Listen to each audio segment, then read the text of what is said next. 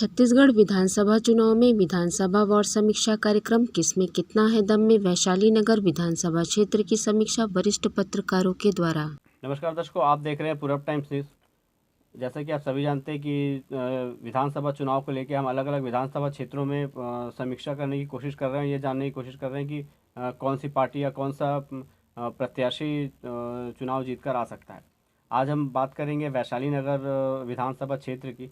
भाजपा से रिकाश सेन, जो पहले भी 5 बार पार्षद रह चुके हैं, और कांग्रेस से मुकेश चंद्राकर चुनावी मैदान पे है। आज हम जानने की कोशिश करेंगे कि कौन किस पे भारी पड़ सकता है, किसकी कितनी योग्यता है। सर, सबसे पहले आप ये बताएंगे कि वैशाली नगर में जो बीजेपी का कैंडिडेट खड़ा है, पार्टी के अंदर से ही उसका काफ़ी विरोध है या भीतरी घात भी हो सकता है, ऐसा भी कहा जा सकता है। किस प्रकार से देखते हैं? देखिए, रिकेश सेन जो बीजेपी के प्रत्याशी हैं, वो ज़मीन से उठे हुए व्यक्ति हैं। उन्होंने 5 बार, जैसे आप बता रहे हैं, पार्षद का चुनाव जीता अलग अलग जगहों से। तो उनकी जो आक्रामकता थी एज अ पार्षद और विधायक, दोनों का टेम्परामेंट जो बिल्कुल अलग अलग माना जाता है। तो इस कारण से एक जो है वो उनका विरोध चालू हुआ कुछ लोगों के द्वारा। दूसरी बात क्या थी कि वहाँ पर कुछ और लोग बहुत समय से कोशिश कर रहे थे कि उनको वैशाली नगर से भाजपा का टिकट मिले। तो उन लोगों को वैशाली नगर के टिकट नहीं मिली, भाजपा ने उनको योग्य उतना नहीं समझा। वे लोग भी रिकेश सेन को अयोग्य मानते हुए उनके विरोध में खड़े हो गए। तीसरी बात यह है कि सूत्रों से ये पता लगता है कि ये एक रणनीति भी है कुछ लोगों की रिकेश सेन को हरवाने की। तो उसके लिए प्रचार प्रसार भी हो रहा है और भाजपा की तरफ से कैंडिडेट्स खड़े हुए हैं, निर्दलीय खड़े हुए हैं और विरोध भी हो रहा है। तो ये तो मान करके चलिए कि जब भी किसी प्रत्याशी का अपनी पार्टी से विरोध होता है तो उसको ज़्यादा असर होता बनिस्बत दूसरी पार्टी से विरोध में तो लड़ना ही है। तो अब देखने वाली बात ये होगी कि वो चुनाव के प्रचार के कुछ दिन बाद तक उनको कितना संतुष्ट कर पाते हैं। अन्यथा आप ये मान करके चलिए कि भाजपा के वोट कटेंगे, रिकेश सेन के वोट कटेंगे, और ऐसा भी ना हो कि जो मार्जिन है हार जीत की उससे ज़्यादा वो निर्दलीय प्रत्याशी पा जाए। तो ये इनके लिए रेड फ्लैग है, रिकेश सेन के लिए। सर, बीजेपी के जो लोग हैं, कांग्रेस उम्मीदवार है जो वहाँ पर मुकेश चंद्राकर, उनको कह रहे हैं कि ये बाहरी उम्मीदवार है, तो इसका किस प्रकार से नुकसान हो सकता है मुकेश चंद्राकर को? देखिए, ऐसा है कि रिकेश सेन जो है उसी क्षेत्र में पैदा हुए, पले बढ़े। मुकेश चंद्राकर जो हैं उस क्षेत्र में पैदा हुए, पले बढ़े नहीं हैं, लेकिन उनकी जड़ें हैं। जैसा कि मेरी जानकारी उसके हिसाब से मुकेश चंद्राकर कांग्रेस के 2 बार महामंत्री रहे और अभी भिलाई कांग्रेस के जिलाध्यक्ष भी हैं।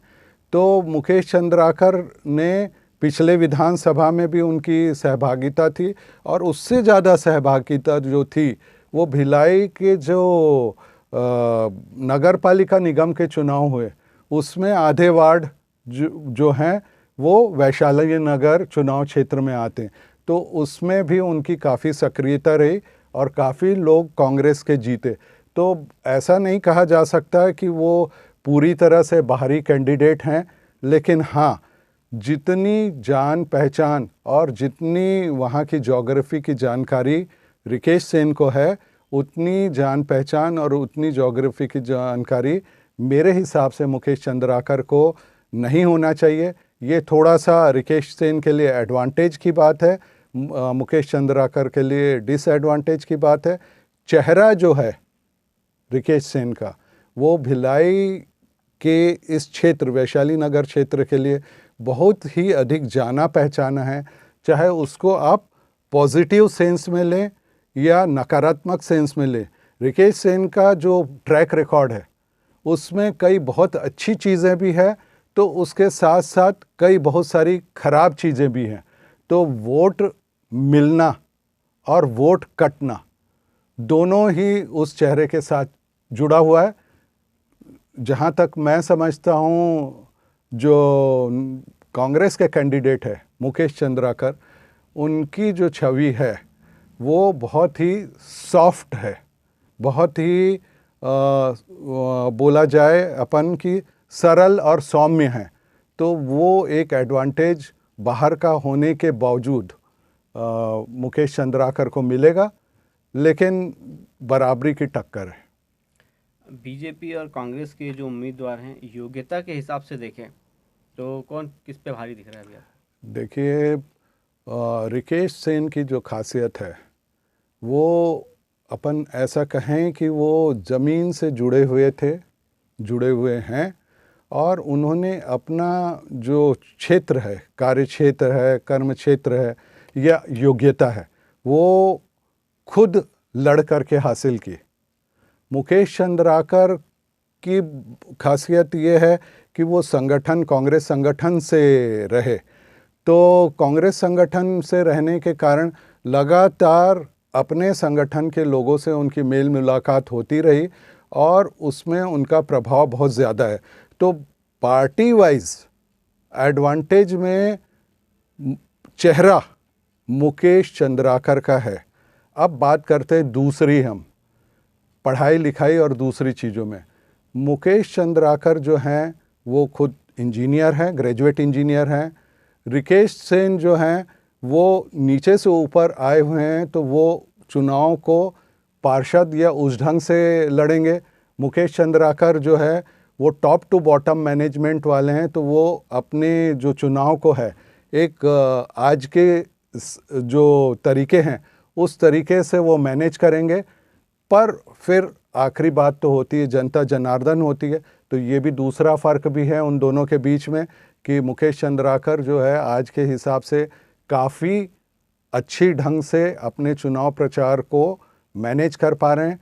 रिकेश सेन जो है वो उनके साथ जनता का एक बड़ा वर्ग जुड़ा हुआ है जो उनके लिए प्रचार प्रसार कर रहा है। तो टक्कर फिर से बोलूँगा मैं बराबरी की है, लेकिन कैंडिडेट वाइज यदि बोला जाए तो मुकेश चंद्राकर जो है वो इस पर्टिकुलर मामले में, आप जो बोल रहे हैं योग्यता के मामले में, वो ज़्यादा है। अच्छा, एक सवाल, आखिरी सवाल आपसे करना चाहूँगा। रिकेश सेन भिलाई की राजनीति में एक एग्रेसिव राजनीति करते आए हैं, एग्रेसिव रूप से मुखर होकर बोलना, और दूसरी तरफ मुकेश चंद्राकर सरल सौम्य स्वभाव के हैं। तो किससे जनता ज़्यादा प्रभावित हो रही दिख रही है इस वक्त वर्तमान समय में? देखिए, राजनीति जो हर एक स्तर की होती है उसमें जो कैंडिडेट है, उम्मीदवार है, उसकी रिक्वायरमेंट अलग अलग होती है। हम अगर बोलें कि ग्राम पंचायत का है तो उसके रिक्वायरमेंट अलग है। जैसे पार्षद है, पार्षद को जो रोज़ की समस्याओं से निपटना है, रोज़ लोगों से मिलना है, तो उसको एग्रेसिव होना ज़रूरी है। तो उस क्राइटेरिया में बिल्कुल फिट होते हैं। लेकिन विधायक है, विधायक जो है वो एक कड़ी होता है राज्य शासन और उस क्षेत्र के बीच की, जिसको दोनों तरफ से जनता की मांग को भी देखना है और राज्य शासन से चीज़ें लेकर के भी आना है और पूरे उस क्षेत्र के जो टॉप के ऑफिसर्स हैं उनको मैनेज करना है। तो वो चीज़ होती है। तो ऐसा लगता है मेरे को कि मैनेजमेंट के पॉइंट ऑफ व्यू से रिकेश सेन को अभी काफ़ी सीखना होगा। जीतने के बाद सीखें या अभी अपने आप में उन्होंने बदलाव लाया होगा जो कि लोगों से पूछताछ में दिखाई नहीं दे रहा है। मुकेश चंद्राकर जो है वो एक तरीके से मैनेजमेंट के ही आदमी है। तो विधायक के रूप में उनको जो वो कुर्सी है वो सीधे बिना तैयारी के जा कर के बैठ सकते हैं। तो ये दोनों के बीच में फ़र्क है। परंतु एक बात आपको बता दूं कि वैशाली नगर जो क्षेत्र है परंपरागत रूप से वो भाजपा का है। जैसे 2008 में बना तो पहली बार यहाँ पर से जो विधायक बनी वो सरोज पांडे बनी, भाजपा की थी। उनका वोटिंग परसेंटेज जो था वो 50 से ज़्यादा था। उसके बाद सरोज पांडे क्योंकि सांसद भी थी, विधायक भी थी, महापौर भी थी, तो उन्होंने सांसद रहना उपयुक्त माना और उन्होंने विधानसभा से इस्तीफा दे दिया। तो फिर जो उपचुनाव हुए थे उसमें जबरदस्त भीतराघात हुआ बीजेपी में। कांग्रेस के उम्मीदवार भजन सिंह निरंकारी जीते, लेकिन वो उनकी जीत से ज़्यादा कहा जाए कि भाजपा ने भाजपा के कैंडिडेट को हराया।